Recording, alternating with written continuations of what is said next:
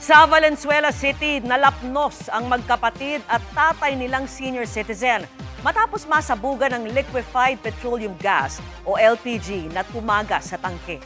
At nakatutok si Gabriel Gonzalez. Bandang alas 9 ng umaga kahapon, binulabog ng pagsabog ang residential area sa Santol Street sa barangay Bagbagin, Valenzuela. Sa lakas ng pagsabog, natumba ang motorsiklo sa tapat ng bahay. Tumila po ng maraming gamit. Maya-maya, maririnig ang sigawan at naglabasan ng ilang residente.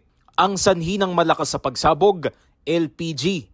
Nalapnos ang iba't ibang bahagi ng katawan ng magkapatid na residente sa apartment at kanilang senior citizen na tatay na may sakit sa puso. Nakarinig po kami ng malakas na pagsabog. Dali-dali po kami bumaba. Nakita ko po yung bayaw ko. Lumabas po ng pinto at sabi niya sa akin, tulungan mo si tatay. Pero ngayon po, 3 na po sila nasa East Avenue. Naka-ano po sila. Dahil kailangan daw pong i-intubate dahil sana lang nga. Sumiklab ang apoy matapos ang pagsabog. Rumesponde ang mga tauhan ng barangay at bumbero para apulahin ang apoy at tulungan ng mga biktima. Naglatag na ho kami, ginawa na ho namin yung trabaho namin. Latag namin yung mga hose, tapos ang nabutan namin doon mga nagpapanik na tao. Pinasok ko naman po kahit malakas ang usok. Tapos ako binubomba. Damay ang appliances at iba pang gamit sa bahay. Kinukwento po sa atin nung kaanak ng mga biktima na yung LPG daw po ay nakalagay doon banda sa may lababo. Posibleng nagluluto raw po yung kanilang kaanak nung bigla po itong sumabog.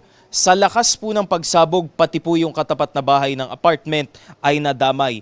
Ito pong grills na ito na originally nakalagay dito, natanggal. Yung bintana, kisame, ito. Tapos, yung mga bubog pumasok sa loob. Siguro ko, isa rin akong, pigsabing may injured. Hinala ng mga otoridad, leak sa LPG ang naging mitsa ng apoy at pagsabog. Patuloy ang investigasyon ng mga otoridad habang nagpapagaling sa ospital ang mga biktima. Humihingi naman ng tulong ang mga kaanak ng mga biktima. Financial po sana. Masipag po yung hipag ko. May isa po siyang anak. Solo parent. Tsaka po yung biyanan ko. Senior na po. Gabriel Gonzalez, nakatutok, 24 oras.